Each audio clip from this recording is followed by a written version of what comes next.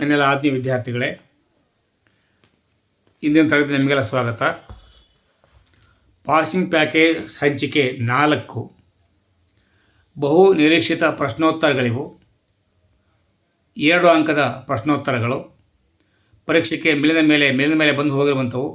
ಅಭ್ಯಾಸ ಮಾಡಿಟ್ಕೊಳ್ಳಿ. ಆಂಗ್ಲೋ ಮರಾಠ ಯುದ್ಧದ ಪರಿಣಾಮಗಳೇನು? ಮರಾಠ ಮನೆತನಗಳು ಯುದ್ಧದಲ್ಲಿ ಸೋತವು. ಬ್ರಿಟಿಷರು ಪೇಶ್ವೆ ಪದವಿಯನ್ನು ರದ್ದುಗೊಳಿಸಿದರು. ಬಾಜಿರಾಯನಿಗೆ ವಿಶ್ರಾಂತಿ ವೇತನ ನೀಡಿದರು. ಪ್ರತಾಪ ಸಿಂಹ ಸತಾರಾದ ರಾಜನಾದನು.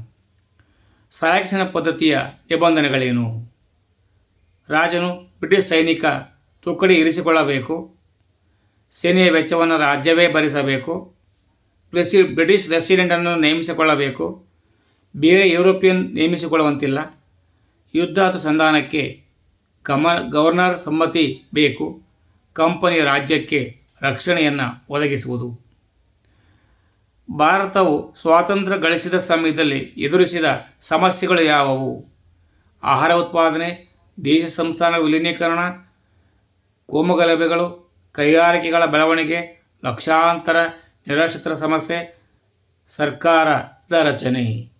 ಭಾರತ ಒಕ್ಕೂಟಕ್ಕೆ ಜೂನಗಢ ಹೇಗೆ ಸೇರ್ಪಡೆಯಾಯಿತು?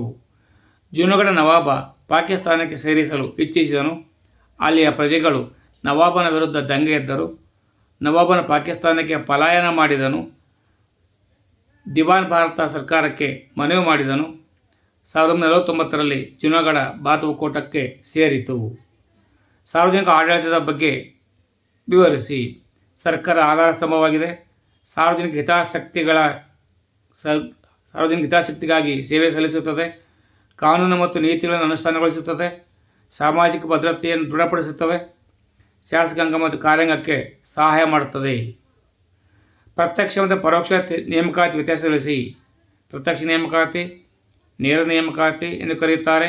ಸ್ಪರ್ಧಾತ್ಮಕ ಪರೀಕ್ಷೆಗಳ ಮೂಲಕ ಆಯ್ಕೆ ಮಾಡುವುದು ಜನಪ್ರಿಯ ಹಾಗೂ ವೈಜ್ಞಾನಿಕ ವಿಧಾನವಾಗಿದೆ. ಪರೋಕ್ಷ ನೇಮಕಾತಿ ಬಂದಿದ್ದೇ ಆದರೆ ಆಂತರಿಕ ನೇಮಕಾತಿ ಎನ್ನುವರು. ಸೇವೆಯಲ್ಲಿರುವವರನ್ನು ಮೇಲ್ದರ್ಜೆ ಹುದ್ದೆಗಳಿಗೆ ನೇಮಕ ಮಾಡುವುದು ಪದೋನ್ನತಿ ಮತ್ತು ಬಡ್ತಿಯ ವಿಧಾನವಾಗಿದೆ. ಸಾಮಾಜಿಕ ಸ್ತರವಿನ್ಯಾಸ ರೂಪುಗೊಂಡ ಬಗೆ ಹೇಗೆ?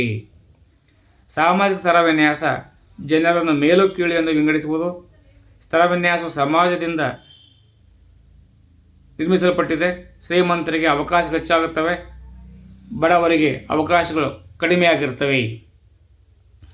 ಅಸ್ಪೃಶ್ಯತೆಯ ನಿವಾರಣಾ ಕ್ರಮಗಳನ್ನು ತಿಳಿಸಿ. ಸಂವಿಧಾನದ 17ನೇ ವಿಧಿಯಂತೆ ಅಸ್ಪೃಶ್ಯತೆಯ ನಿಷೇಧಿಸಿದೆ.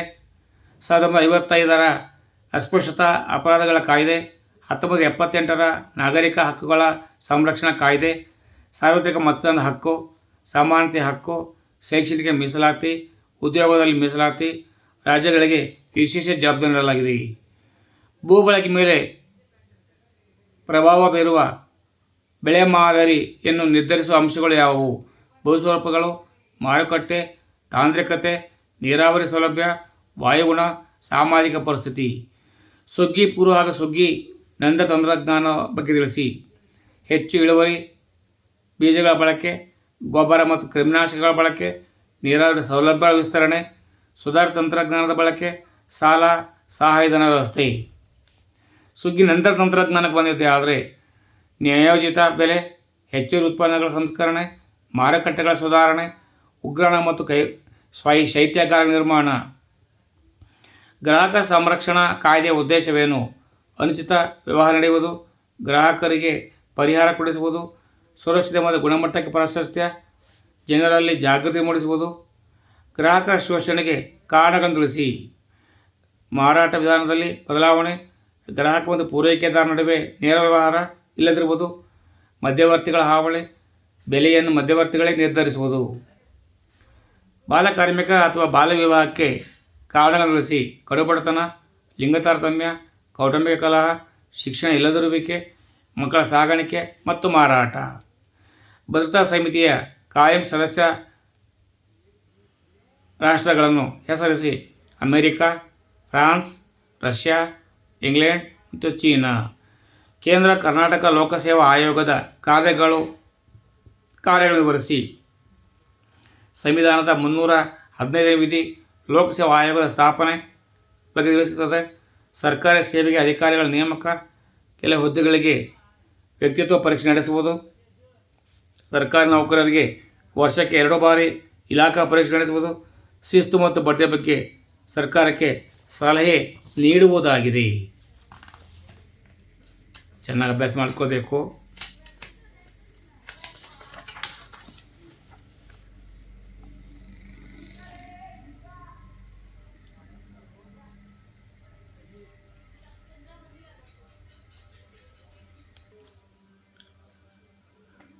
ಅಸ್ಪೃಶ್ಯತೆ ಆಚರಣೆ ನಿಷೇಧಿಸಿದ ಸಂವಿಧಾನ ವಿಧಿ 17ನೇ ವಿಧಿ. ಮಾನವಕುಲಂ ತನದು ವಲಂ ಎಂದು ಹೇಳಿದ ಆದಿಕವಿ ಪಂಪ. ಅಸ್ಪೃಶ್ಯತೆ ಆಚರಣೆ ಹಿಂದೂ ಸಮಾಜಕ್ಕೆ ಅಂಟಿದ ಕಳಂಕ ಎಂದು ಹೇಳಿದವರು ಮಹಾತ್ಮ ಗಾಂಧೀಜಿ. ಸಾಮಾಜಿಕ ಸ್ತರವಿನ್ಯಾಸ ಎಂದರೆ ಜನರನ್ನು ಆದಾಯ, ಶಿಕ್ಷಣ, ಜಾತಿ, ಬಣ್ಣ, ಲಿಂಗ, ಉದ್ಯೋಗ ಆಧಾರದ ಮೇಲೆ ಮೇಲು ಕೀಳು ಎಂದು ವಿಂಗಡಿಸುವುದು. ಪೂರ್ವಗ್ರಹ ಎಂದರೇನು? ಒಬ್ಬ ವ್ಯಕ್ತಿ ಅಥವಾ ಸಮೂಹದ ಬಗ್ಗೆ ಹೊಂದಿರಬಹುದಾದ ಪೂರ್ವ ನಿರ್ಧಾರಿತ ಮನೋಭಾವನೆಯನ್ನೇ ಪೂರ್ವಗ್ರಹ ಎನ್ನುವರು. ಸಾಮೂಹಿಕ ವರ್ತನೆ ಮತ್ತು ಪ್ರತಿಭಟನೆ. ಚಿಪ್ಕೋ ಚಳವಳಿ ನಾಯಕತ್ವ ವಹಿಸಿದವರು ಯಾರು? ಸುಂದರ್ಲಾಲ್ ಬಹುಗುಣ ಮತ್ತು ಚಂಡಿ ಪ್ರಸಾದ್ ಭಟ್. ಮೌನ ಕಡಿಮೆ ಆಂದೋಲನ ನಡೆದ ರಾಜ್ಯ ಕೇರಳ. ನರ್ಮದಾ ಬಚಾವೋ ಆಂದೋಲನ ನಡೆದ ರಾಜ್ಯ ಗುಜರಾತ್. ಅಪಿಕೋ ಚಳವಳಿಯ ನಾಯಕತ್ವ ವಹಿಸಿದ್ದವರು ಸಲ್ಯಾನಿ ಗ್ರಾಮದ ರೈತರು. ನರ್ಮದಾ ಬಚಾವೋ ಆಂದೋಲನ ನೇತೃತ್ವ ವಹಿಸಿದವರು ಮೇಧಾ ಪಾಟ್ಕರ್ ಮತ್ತು ಬಾಬಾ ಆಮ್ತೆ. ಕೈಗಾಣಿಸ್ತಾವರ ವಿರೋಧಿ ಚಳವಳಿ ನಾಯಕತ್ವ ವಹಿಸಿದವರು ಡಾಕ್ಟರ್ ಶಿವರಾಮ್ ಕಾರಂತ್. ಕರ್ನಾಟಕ ರಾಜ್ಯ ರೈತ ಸಂಘದ ಸ್ಥಾಪಕರು ಪ್ರೊಫೆಸರ್ MD ನಂಜುಂಡಸ್ವಾಮಿ. MRPL ವಿರುದ್ಧದ ಚಳವಳಿಯನ್ನು ಏಕೆ ಹಮ್ಮಿಕೊಳ್ಳಲಾಯಿತು? ರಾಸಾಯನಿಕ ಕಾರ್ಯಾಗಾರದಿಂದ ಹೊರಬರುವ ರಾಸಾಯನಿಕ ಅಂಶಗಳಿಂದ ಪರಿಸರ ನಾಶವಾಗುತ್ತದೆ ಎಂಬ ಕಾರಣದಿಂದ ಕೈಗಾ ವಿರೋಧಿ ಚಳವಳಿಯನ್ನು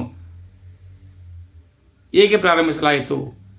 ಆಧುನೀಕರಣದಿಂದ ಪರಿಸರ ಮಾಲಿನ್ಯ, ಜೀವ ಪ್ರಭೇದಗಳ ನಾಶವಾಗುತ್ತದೆ ಎಂಬ ಕಾರಣದಿಂದ ಚಳವಳಿಯನ್ನು ಪ್ರಾರಂಭ ಮಾಡಲಾಯಿತು. ಧನ್ಯವಾದಗಳು. ಚೆನ್ನಾಗಿ ಅಭ್ಯಾಸ ಮಾಡ್ಕೊಳ್ಳಿ, ಮುಂದಟ್ಟು ಮಾಡ್ಕೊಳ್ಳಿ, ಮನನ ಮಾಡ್ಕೊಳ್ಳಿ. ಯಾರೆಲ್ಲ ಸಬ್ಸ್ಕ್ರೈಬ್ ಮಾಡ್ಕೊಳ್ಳಿ. ನನ್ನ ಧ್ವನಿಗೆ ನಿಮ್ಮ ಬೆಂಬಲ ಇರಲಿ ಎಂದು ನಾನು ಆಶಿಸುತ್ತೇನೆ. ಸರ್ವೇ ಜನೋ ಸುಖಿನೋ ಭವಂತು. ಜೈ ಹಿಂದ್, ಜೈ ಕರ್ನಾಟಕ, ಜೈ ಭಾರತ್ ಮಾತೆ.